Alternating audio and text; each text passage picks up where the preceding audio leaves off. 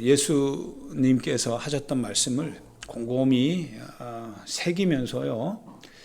예수님께서 하셨던 그 말씀, 저 하나님께서 우리 가운데 하시는 그 말씀은 더 이상 다음 말씀이 있을 수 없는 오직 마지막 말씀이죠. 하나님께서 하나님 스스로 수정하지 않으면 더 이상 수정할 수 없는 오직 그대로 절대적인 그 어떤 말씀입니다. 그래서 예수님께서 이 말씀을 하실 때 곧 하나님께서 우리를 향하여서 하시는 말씀입니다. 이 말씀을 그래서 우리가 한번 좀 잘 살펴보고자 하는데요. 예수님은 도대체 왜 이 말씀을 하고 계시는지, 그리고 오늘 참 독특한 하나의 사건이 나오는데 이 사건 속에서 예수님께서 하나님의 나라에 들어가려면 우리가 어떻게 해야 되는가에 대하여서 이 사건은 우리에게 무엇을 말하고 있는지 그걸 한번 살펴보는 게 너무 중요한 것 같죠. 하나님의 나라에 들어가야 되니까요. 한 사람 다 하나님의 나라에 들어가야 되는 그것이 확실한 거죠. 반드시 들어가야 되니까. 그러면 여러분과 제가 너무나 잘 알고 있듯이 하나님의 나라에 들어가려면 어떻게 해야 된다고 예수님이 말씀하셨습니까? 하나님의 나라에 들어가려면 하늘에 계신 내 아버지의 뜻대로 행해야 된다라고 말씀을 하셨어요. 그러나 우리가 아버지의 뜻대로 행하는 그것은 실은 우리의 삶의 현장에서 우리가 알죠. 우리가 아는 거지 누군가가 알아주는 것은 아니다라고 말할 수 있을 것 같습니다. 그런데 누군가가 알아주는 것은 무엇이냐면 우리가 표현하는 거죠. 주여 주여라고 표현하는 것을 통해서 누군가는 주여 주여 하니까 저 사람은 누군가의 종인데 그 주여 주여 하는 바로 그분이 하나님이시라고 한다면 저 사람은 하나님의 종이구나. 아버지라고 우리가 하늘에 계신 그분을 향해서 불러요. 그러면 어떤 사람들은 저 사람이 하늘에 계신 하나님을 아버지라 부르니 저 사람은 자녀구나. 바깥으로 우리가 드러내는 형식을 통해서 사람들은 우리가 하나님의 자녀요 백성이요 이렇게 표현을 어림짐작할 수 있는 거죠. 그러나 그것이 하나님의 나라에 들어간다라고 예수님은 그렇게 얘기한 적은 없습니다.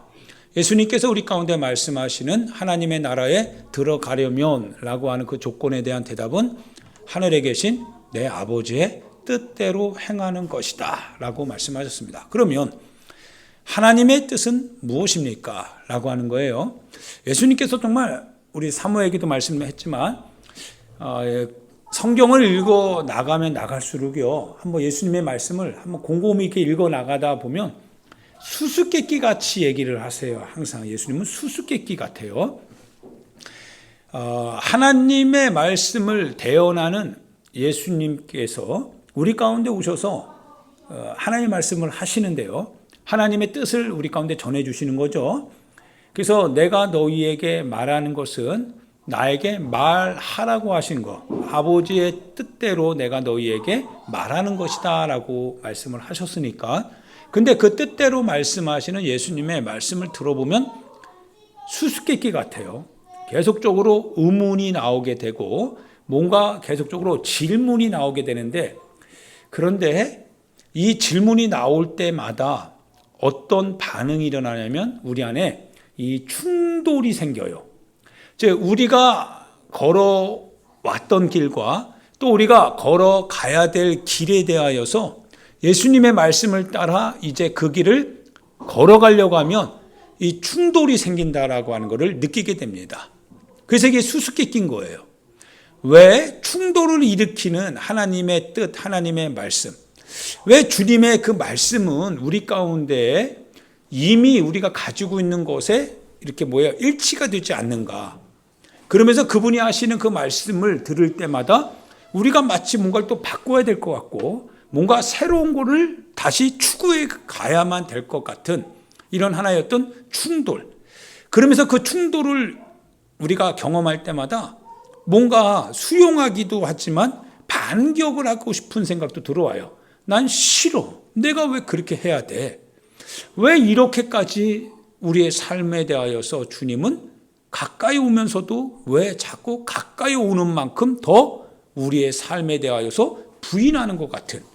그래서 언제나 주님의 뜻을 따르기 위하여서는 따라가야 되는데, 따르기 위하여서는 우리의 삶에 대해서 한번 곰곰이 심각하게 한번 다시 해체하고 결합해야 되는 이런 작업을 하게 하시는가. 너무 수수께끼가 같은 거죠. 동의될 수 있는 부분이 굉장히 없는 것이 너무나 답답한 겁니다. 그래서 오늘 그 주님의 말씀을 한번 여러분과 같이 시간 그래도 나눠야 되니까, 하나님의 뜻이 우리 가운데 그 뜻을 행하는 자라야 하나님의 나라에 들어가야 되니까 그 하나님의 뜻을 말씀하시는 예수님의 목소리를 한번 여러분과 함께 살펴보고자 한다라는 것입니다. 오늘 예수님 앞에 한 여자, 더군다나 아침에요. 예수님이 아침에 감람산으로 이제 가셨다가 다시 성전으로 내려오시면서 어떤 한 여자를, 서기관과 바리새인들은 율법에 정통한 사람들이 맞죠. 굉장히 지식인들이에요. 여러분 주의해야 될 건 뭐냐면요, 예수님을 실은 반격할 수 있는 사람은 저 같은 이 목회자들이에요. 나 같은 이제 저 같은 목회자들, 이런 목회자들이 실은 예수님의 말씀을 항상 반격합니다. 저항하게 돼요. 누군가를 가르치는 사람들이 있잖아요. 많은 것을 가지고 있는 사람들이 있잖아요. 그 사람들이 자기의 것을 말하면서 예수님이 말 걸어오실 때는 거기에 대하여서 따지고 두는 사람들이에요. 그러니까 어떻게 보면 이 말씀은 결국 지식인들, 신앙을 이미 오랫동안 해온 사람들, 뭔가 내가 하나님의 뜻에 대해서 알고 있다라고 생각하는 사람들이 실은 이 반응을 일으키고 있는 겁니다. 그래서 나에 대한 얘기 같기도 하고, 또 여러분들도 새 신자는 아니잖아요. 여러분들을 향한 얘기이기도 합니다. 이 바리새인들과 서기관들이요, 예수님 앞에 새벽 지나서 아침까지 아마 음행하던 중, 그러니까 간음을 하고 있었던 한 여자인 것 같죠. 이 여자를 끌고 와요. 끌고 와가지고요, 예수님이 계시는 성전 그 앞에다가 예수님이 말씀을 가르치고 있었거든요. 그 가르치는 그 중에 그 바리새인들과 서기관들이 이 여자를 끌고 옵니다. 간음하는 중이었으니까 옷을 제대로 챙겨 입지도 못했을 것 같아요. 그리고 여자의 얼굴은 거의 창백해졌을 것 같고요, 분노로 아마 일그러졌을 것도 같고, 여자는 자기의 운명에 대해서 짐작을 했을 것 같아요. 이제 투석형이죠. 율법에 의하면 투석형, 돌로 쳐서 죽이는 거거든요. 그래서 이 서기관들과 바리새인들이 율법에 대해서 너무 잘 알고 있잖아요. 그 예수님 앞에 그 여자를요, 딱 현장에서 검거한 그 여자를 데리고서 현행범이다라고 말하면서 예수님 어떻게 하실 거냐고 질문을 하는 거예요. 모세는 우리에게 이 여자를 향하여서 돌로 치라 하셨습니다. 모세가 그렇게 했다는 거예요. 모세가 하는 그 말은 그 율법이고, 그 율법은 하나님이 주신 말씀이죠. 하나님께서 모세를 통하여서 우리 가운데 주신 말씀, 그 말씀은 음행한 여자를 향하여서 돌로 쳐서 죽이라라고 하는 거예요. 여러분 너무나 명백하죠? 여러분 이 말씀이요, 그냥 하는 얘기가 아니죠. 바리새인들과 서기관들이 그냥 자기들끼리 카르텔을 형성해서 그들의 규약에 따라서 그 여자를 이거 좀 비윤리적이니까 죽여야 되겠다, 이래서 죽이는 게 아니라 하나님께서 모세를 통하여서 말씀하셨던 거거든요. 너무나 명백한 사실 아닐까요? 그 명백한 사실을 가지고 예수님께 뭡니까? 물어보는 거예요. 질문하는 겁니다. 어떻게 하기를 당신은 원하십니까? 라고 묻는 거예요.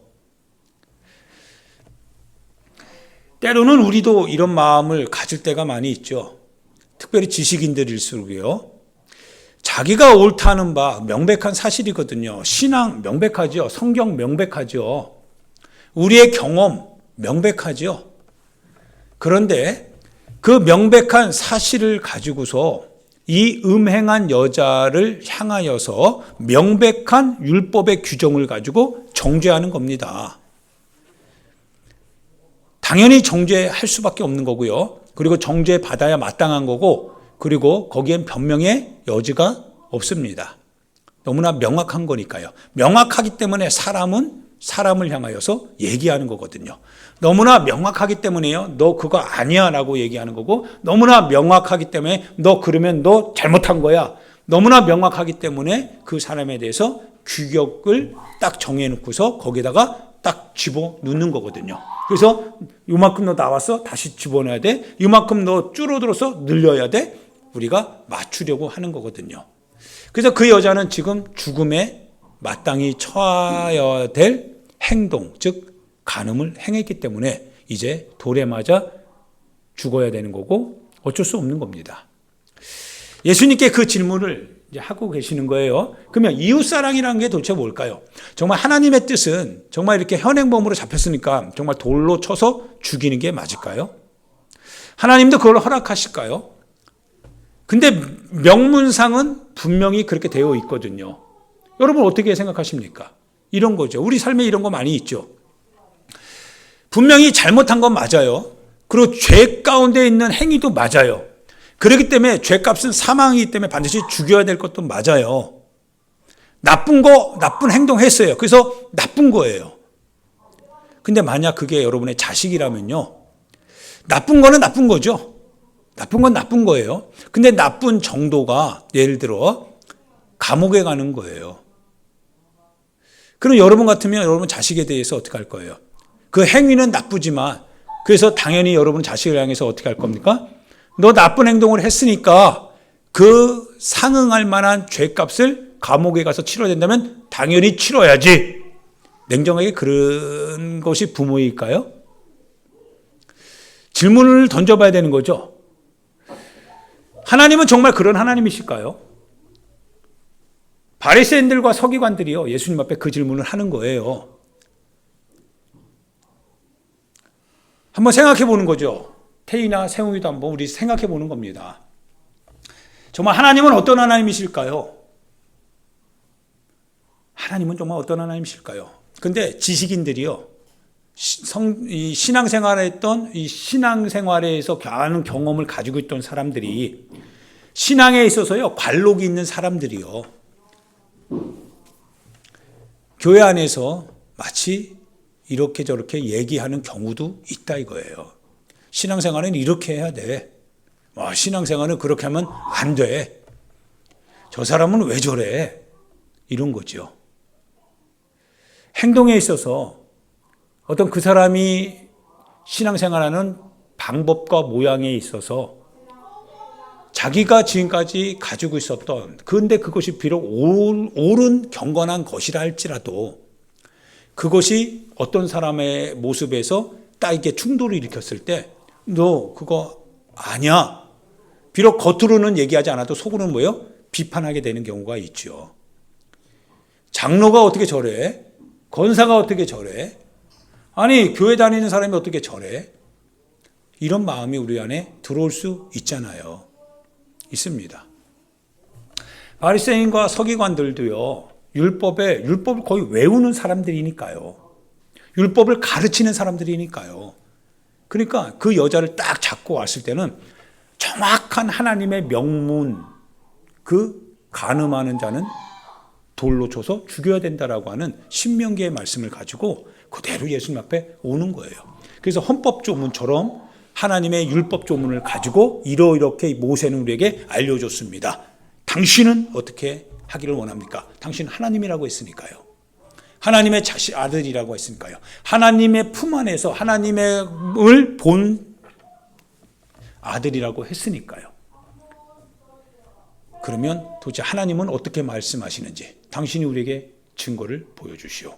그렇게 말하는 거예요. 예수님께서요 아무 말씀을 안 하시더라고요. 어떤 마음이실까 좀 궁금은 합니다. 나중에 예수님께 한번 정말 물어봤으면 좋겠어요. 예수님 그때 왜 땅에다가 글만 쓰시고 아무 말 안 했습니까? 그러자 아무 말 안 하시니까 사람들이 어떻게 해요? 이제 말문이 막혔나 보다. 좀 당황스럽나 보다. 라고 하면서 이제 잘 잡았다. 꼬투리 잘 잡았다라고 하면서 막 몰아치기 시작하는 거예요. 그래서 그 질문하기를 마다하지 않기 시작합니다. 사람 참 간사하죠. 사람이 공경에 빠지니까 그걸 밀어붙이는 거예요. 그때 예수님이요, 그들이 자꾸 말을 하니까 예수님이 이제 글쓰기를 마무리하면서 딱 일어나면서 뭐라고 하신지 아세요? 너희 중에 누구든지 죄 없는 자가 먼저 돌로 쳐라 라고 하시는 거예요. 어떤 마음이실까요? 예수님은 그 여자를 향해서 정말 돌로 치라고 하시는 걸까요? 잔인하게? 정말 돌로 치기를 예수님이 원하셨을까요? 그분이 하나님이시거든요. 율법의 제정자이시잖아요. 율법을 가지고 율법의 제정자이신 하나님을 향해서 묻고 있는 겁니다. 당신은 어떻게 이제 대답을 하렵니까? 그래서 하나님께서 우리 육신의 몸을 입고 우리 사정, 우리 감성을 가지시고 우리의 육신의 정을 알고 계시는 그 주님이 우리 가운데 오셔서 우리에게 말씀해 주시는 거예요. 돌로 쳐라. 그런데 조건은 있다. 누구든지 죄가 없는 자가 먼저. 죄 없는 자가 먼저 돌로 쳐라. 죄는 분명하죠. 돌로 쳐는 것도 분명합니다. 그런데 죄가 없는 자가 치라는 때는 여기에 걸리는 거예요. 죄 없는 자가 누가 있습니까? 그건 분명히 하나님 앞에 엄격하게 따지게 되면 죄는 분명합니다. 율법은 그거 죄를 고발하니까요. 죄이죠. 간음한 거 죄입니다. 음행한 거 죄입니다. 그리고 그 죄에 대하여서 하나님은 용납하지 않습니다. 그리고 그 죄값은 분명히 사형입니다. 돌로 쳐야 되는 거 맞습니다. 그런데 너희 중에 너희가 돌로 쳐야 된다고 한다면, 그리고 쳐야 될 것이 확실하다고 너희들이 생각하고 있다면 좋다. 쳐라. 대신에 죄 없는 자가, 만약에 죄 없는 자가 이 여자를 돌로 쳐서 죽일 수 있는데, 그런데 죄가 있는 자가 돌로 친다면, 그러면 그 죄값에 대해서 뭐예요? 돌로 친 자가 그 죄값에 대해서 자기도 돌로 침을 받아야 되는 거죠.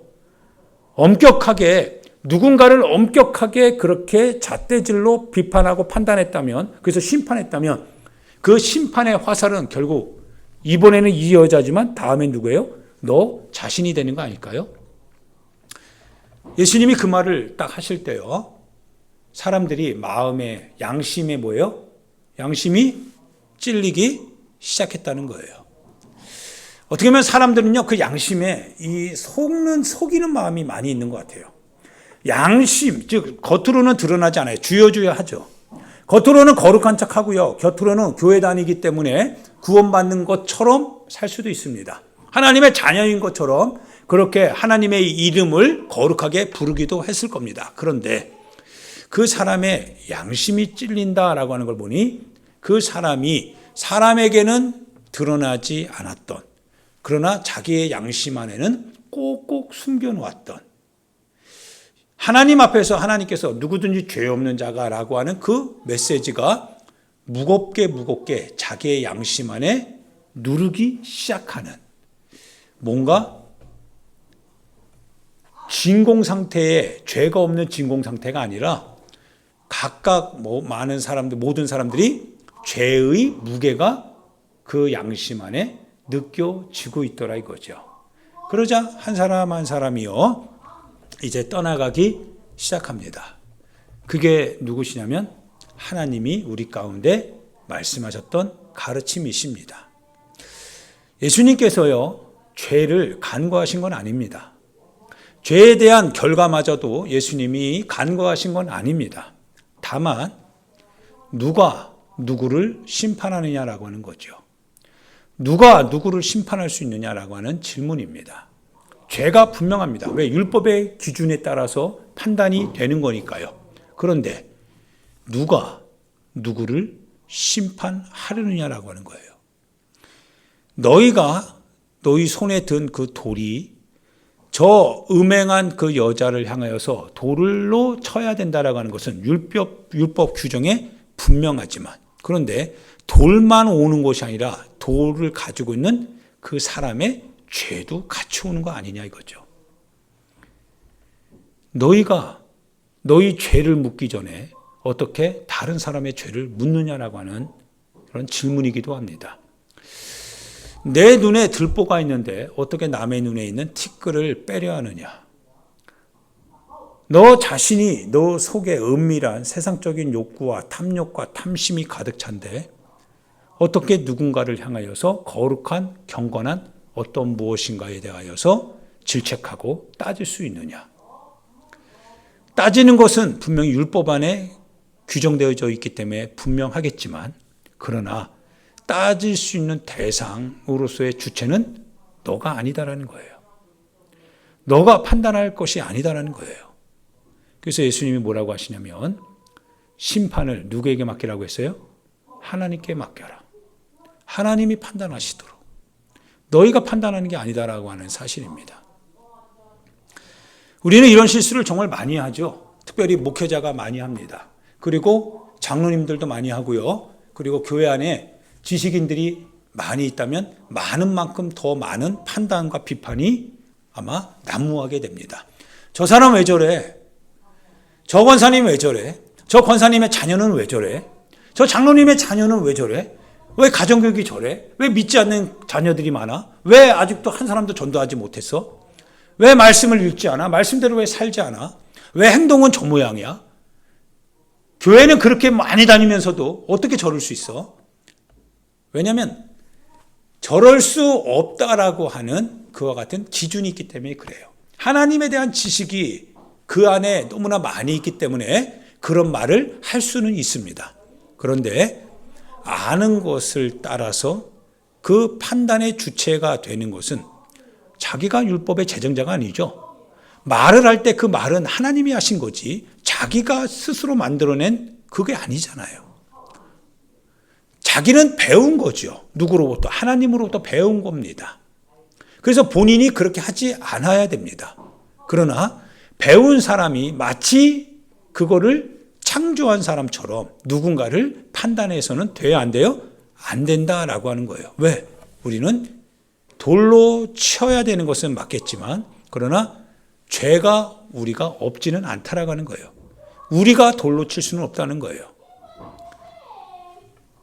그리고 그 율법에 대하여서 정죄당한 그 많은 사람들을 위하여 누가? 하나님께서 그 율법에 정죄당하는 그들을 위하여서 하나님이 심판하시는 하나님이 하나님 자신을 심판하심으로써 율법의 정죄를 끊더라 이거예요. 그러면 자유하게 되는 거죠. 인간이 할 수 있는 건 하나도 없습니다. 하나님이 하시는 거죠. 이분이 누구세요? 예수님 곧 하나님이십니다. 성자 하나님이세요. 그분이 하나님이세요. 우리가 천국에 들어가려면 어떻게 해야 된다고 했어요? 하나님의 뜻대로 행해야 된다라고 했습니다. 하나님께서 우리 가운데 하나님의 뜻을 알려주셨습니다. 하나님의 의지를 우리 가운데 펼쳐 보여주셨습니다. 너희가 하는 것이 아니다. 하나님이 하시는 것이다. 하나님이 하시는 것이다. 그리고 하나님이 하신 거예요. 오늘 우리의 신앙생활은 그러면 어떻게 해야 됩니까? 하나님의 나라에 들어가려면 하나님의 뜻대로 행해야 되는 거죠. 그렇게 행해야 됩니다. 그가 행하는 그 음행을 우리가 사랑하는 거 아닙니다. 해도 된다라고 말하는 거 아닙니다. 안 됩니다. 그래서 예수님께서 뭐라고 하시냐면 그 여자를 향하여서 뭐라고 하십니까? 너를 정죄하던 자가 다 어디 있느냐라고 말씀을 하세요. 너를 고발하던 사람들이 다 어디 있느냐라고 말씀하시면서 그 여자가 아무도 없습니다. 다 갔습니다. 양심으로 다 찔려서 가는 거죠. 그때 예수님께서도 말씀하시기를 나도 너를 정죄하지 않는다라고 하시면서 다시는 뭐하지 마라? 죄 짓지 말아라. 이게 하나님의 뜻입니다. 죄 짓지 말라는 거예요. 하나님께서. 죄 짓지 마라. 그런데 주님이 사람으로부터 우리가 고발당하고 정죄당하는 것에 대하여서 주님은 오히려 우리의 변호인이 되신다는 거예요. 박해당하는 자, 고통당하는 자, 아파하는 자, 지금 당장 내 자식이요, 지금 끌려가고 있는데 사람들은 뭐라고 합니까? 저 자식의 죄의 경중을 따지죠. 저 자식이 행했던 그와 같은 죄의 무게를 따지고서 저런 손가락질하고 막 그러잖아요. 근데 그 부모는 어때요? 부모는 손가락질 당하고 있는 그 자식의 마음을 알잖아요. 죄는 밉지요. 왜 너 그렇게 했느냐라고 하면서 그 자식의 마음 뺨도 때리고 막 그러겠죠. 막 몸을 두드리겠죠. 막 그러겠죠. 너무나 가슴이 아프니까 너 왜 그런 짓을 했느냐, 너 왜 그런 짓을 했느냐라고 하면서 울부짖지 않겠어요? 그런데 그 울부짖는 그 부모의 마음에는 외부에서 손가락질하는 그런 사람들의 마음과 같아야 달라요? 다르죠. 부모의 심정과 외부인의 심정은 다른 거죠. 외부인은 거기에 대하여서 헌법의 규정에 따라서 딱딱딱딱 고발하죠. 그리고 왜 무기징역, 왜 사형, 왜 10년밖에, 뭐 20년밖에 그러잖아요. 근데 그 자식을 둔 어머니의 마음, 부모의 마음은 어때요? 거기에 대해서 죄송하죠. 너무 죄송하죠. 너 왜 그런 죄를 졌느냐. 그러나 그 아들을 위하여서 어떻게 합니까? 아들을 잘못 키운 부모의 죄입니다. 그러면서 탄원을 합니다. 그렇게 말씀할 수 있는 분이 누구예요? 부모밖에 없는 거거든요. 부모가 잘못 키운 죄잖아요. 그 죄를 나에게 돌려달라는 거죠. 하나님께서 우리 가운데 법을 정해주신 건 사실이죠. 그런데 법을 가지고 사람이 사람을 향하여서 정죄하고 심판하는 것은 옳지 않다는 거예요. 하나님 그걸 허락하지 않는다는 거죠. 하나님께서는 바로 하나님 자신이 우리 인간에 되어서 인간의 받을 형벌을 감당하는 거죠. 누구든지 죄 없는 자가 이 여자를 돌로 치라고 했을 때 칠 수 있는 사람은 아무도 없지 않느냐. 너희들도 다 죄 있는 거 아니냐. 너희들의 죄를 먼저 묻고 그리고 그 죄 앞에서 너희들도 부끄럽다면 그렇다면 너희들이 그 여자를 향하여서 돌로 쳐서 죽여라라고 말할 것이 아니라 그 여자를 향해서 하나님처럼 내가 너를 이제 정죄하지 않겠다. 그런데 이거는 하나님이 싫어하시는 거니까 이거는 하나님이 원하지 않는 것이니까 이러한 행위는 이제 그만하자. 하나님의 뜻대로 사는 게 아니다. 이렇게 하는 것이 예수님이 우리 가운데 보여주셨던 행동이죠. 하나님이 그렇게 우리 가운데 보여주셨던 행동 아닙니까? 이게 신앙인의 자세가 맞죠. 이것이 바로 하나님의 뜻대로 행하는 거라면, 그래서 우리가 그렇게 행한다면, 그러면 내 뜻대로 행하는 자라야 하나님의 나라에 들어간다고 했으니까 우리는 하나님의 나라에 들어갈 수 있게 되는 거죠. 할렐루야. 우리가 가지고 있는 지식으로 말로 하나님 나라에 들어가는 게 아닙니다. 우리는 행동해야 됩니다. 그러나 그 행동은 어떤 행동입니까? 나의 지식에 따르는 행동이 아니라 하나님께서 나에게 보여주셨던 그 신앙의 규범을 따라서 행동하는 거죠. 할렐루야. 바리새인들과 서기관들처럼 우리 자신들이 우리가 가지고 있는 어떠한 하나의 어떤 포장에 의해서 우리 자신을 속이지도 말고 그리고 우리가 거기에 숨지도 말고 우리의 내면을 늘 언제나 살펴보면서 혹시 거짓된 것은 없는가? 혹시 잘못된 것은 없는가? 혹시 하나님의 뜻 앞에서 부끄러운 것은 없는가? 하나님이 보실 때 너 죄짓지 말아야지. 너 그러면 안 되겠지. 라고 하시는 그 행동은 없는가? 그러나 혹시나 우리가 우리 눈에서 보여지고 그리고 이 알려지게 되는 누군가의 허물과 잘못에 대해서 혹시 비난하거나 정죄하거나 비판한 것은 없는지, 그러면 그 부분은 회개하고 우리 자신들의 잘못된 부분들은 다시 궤도를 수정해서 하나님의 뜻대로 행하면 되는 거 아니겠는가? 그것이 실은 예수님께서 우리 가운데 보여주셨던 거 아닐까요? 바리새인들과 서기관들, 많은 걸 알고 있지만, 많은 신앙생활을 해왔지만 그러나 그들은 그 신앙생활을 통하여서 그 지식을 통하여서 자기 자신의 어떤 권위를 세우는데 바빴습니다. 자기 자신들이 경건한 사람이라고 하는 것을 드러내는데 바빴습니다. 오래 다녔기 때문에, 많은 걸 알았기 때문에, 많은 성경적 지식을 가지고 있기 때문에, 내가 이만큼 기도하기 때문에, 내가 이만큼 경건한 삶을, 경건한 묵상을, 경건한 큐티를 하고 있기 때문에, 내가 이만큼 하나님 앞에 묻기도 하고 주님으로부터 경험도 하였기 때문에, 그래서 그곳에 숨어가지고 내가 하나님의 자녀의 하나님의 백성이기 때문에, 그래서 내 속에 은밀히 감춰진 죄는 내가 모른 척하고 누군가를 향하여서는 이렇게 저렇게 말하고 가르치고 평가하고 비판하면서, 그러면서 이것이 신앙이고 구원이다, 이것이 복음이다.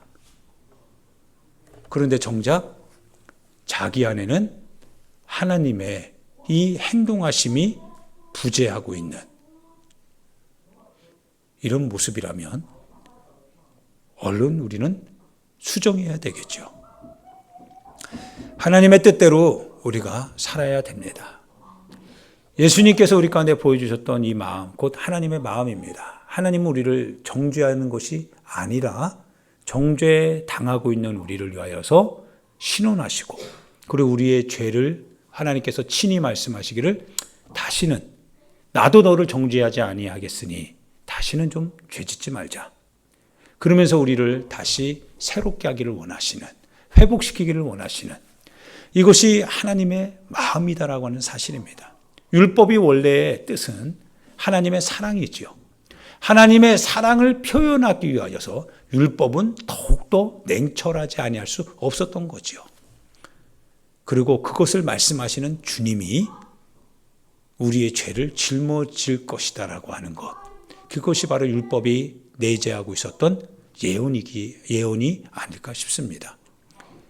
심판은 율법을 제정하신 주님이, 그리고 주님이 곧 너희를 위하여서 율법에 규정된 대로 그분이 죄 없는 자로서 죄가 있는 너희를 위하여서 십자가에 못 박힘을 당할 것이다라고 하는 것, 그렇게 함으로써 너희와 나의 영혼을 구원에 이르게 할 것이다라고 하는 사실, 그런즉 서로 비판하거나 정죄하지 말고 하나님께서 너희에게 보여주신 대로 너희가 서로 권면하고 사랑하고 기도하면서 서로 돕고 이해하고 하나님의 뜻을 위하여서 합력하여 선을 이루어 나가는 이와 같은 삶을 살기를 원하시는 것이 곧 하나님 아버지의 뜻이다라고 하는 사실입니다. 할렐루야. 주여 주여 하는 자마다 천국에 들어갈 것이 아니라 하늘에 계신 내 아버지의 뜻대로 행하는 자라야 하나님의 나라에 들어갈 수 있느니라. 이 말씀을 늘 생각하면서요, 이 시간 같이 우리 하나님 앞에 기도합시다. 사랑하는 여러분, 누구를 탓하기보다 우리 자신을 탓해야 됩니다. 누구를 원망하거나 누구를 불평하기보다는 실은 우리 자신의 내면의 깊은 곳까지도 파고 들어오시면서 이제 그만 그거 좀 놓으면 안 되겠니? 라고 질문을 던지시며 우리를 회복시키고 새롭게 하고 그래서 보내시기를 원하시는 그 주님을 알아보아야 하는 것이 숙제입니다. 누구든지 목마르다고 한다면 내게로 와서 마셔라 라고 할 때 바로 우리가 주님 앞에 우리 자신을 내어놓고 우리의 내면 깊은 곳에 있었던 많은 것들을 주님께 쏟아놓고 그때 주님이 우리를 새롭게 하시고 우리의 죄로부터 비로소 우리를 자유케 하시고 우리를 거기에서 해방시키실 때 우리의 배에는 어떻게 보면 기쁨과 감사와 그리고 주님이 주시는 영광의 생수가 넘쳐날 것이 아닐까 싶습니다. 할렐루야. 주님의 뜻대로 주님의 마음을 가지고 우리가 우리 자신뿐만 아니라 우리가 사는 세상에서 우리의 삶의 현장에서 그렇게 실천해 나가기 시작할 때 우리 자신을 집중하고 우리 자신의 내면의 소리에 귀 기울이며 내 이웃의 아픔과 내 이웃의 고통당함을 보면서 주님을 생각하고 주님이시라면 이렇게 하셨을 텐데 그래서 그 사람을 이해하고 그 사람을 품에 안고 그 사람을 새롭게 돌려보내셨을 텐데 라고 하는 마음으로 우리가 그렇게 우리의 삶을 우리의 이웃을 돌아볼 때 하나님의 나라는 멀지 않을 것입니다. 하나님의 나라는 어떻게 보면 우리 안에 이미 들어와 있게 되어진 것은 아닌가 싶습니다.